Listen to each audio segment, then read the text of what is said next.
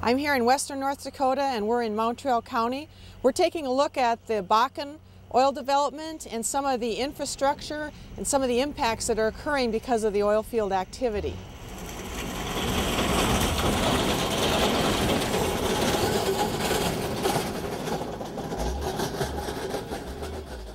The increased road traffic that we're seeing with the oil field right now, and mainly the truck traffic, I guess, is what we're having troubles with in our area right now.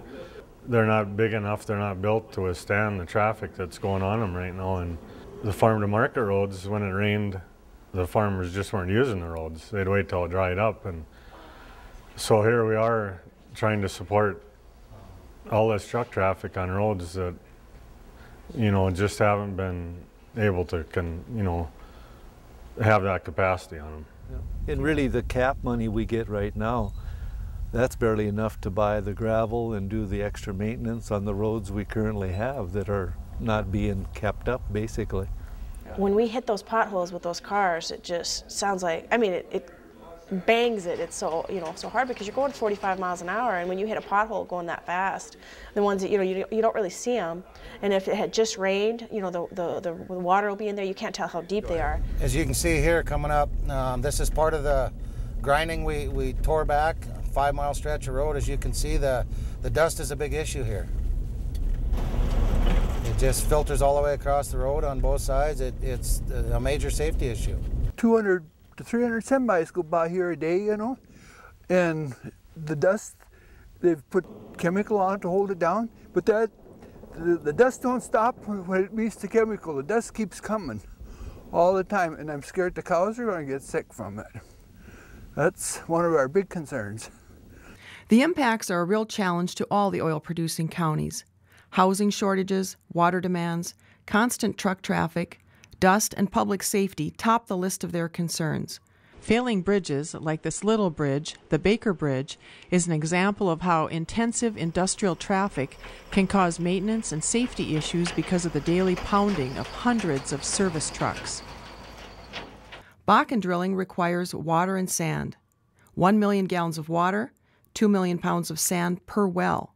In November 2008, there were as many as 96 wells being drilled in North Dakota. 800 to 1,000 trucks per well to complete the well, 96,000 truck movements in rural counties.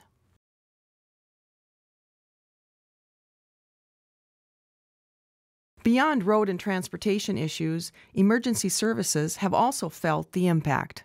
It's a nightmare for us right now with trying to match what's going on in the oil field to our capabilities. There's some nasty stuff out there. We had a fire the other day with radioactive material involved. We're going to have to match the equipment up to that. We may have to try and figure out a way to beef up our resources. The appropriate equipment, like maybe some foam trucks, some additional foam resources. They need training in some of these issues. They maybe need some additional really hot suits that you get if they never need to get into a situation. Several cities, like the city of Parshall, sell city water to the oil industry.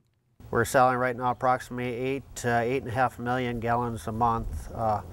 Probably capacity, we could go to about 12 million gallons a month. Of course, right now, they probably want 3 times that amount. Again, everybody thinks it's all profit, but we're putting a lot of more men into it. We're putting chemicals into it. We've got an older plant that keeps needing to be upgraded all the time. So we're actually putting a lot back into our facility, into our people. So it's we're doing good, but there's a lot of it that has to go back into the city. By removing the caps on the 5% gross production tax, the state can ensure the infrastructure that's needed for this energy development. We currently have 109 miles of old pavement in the county. We just remilled 10 miles of that.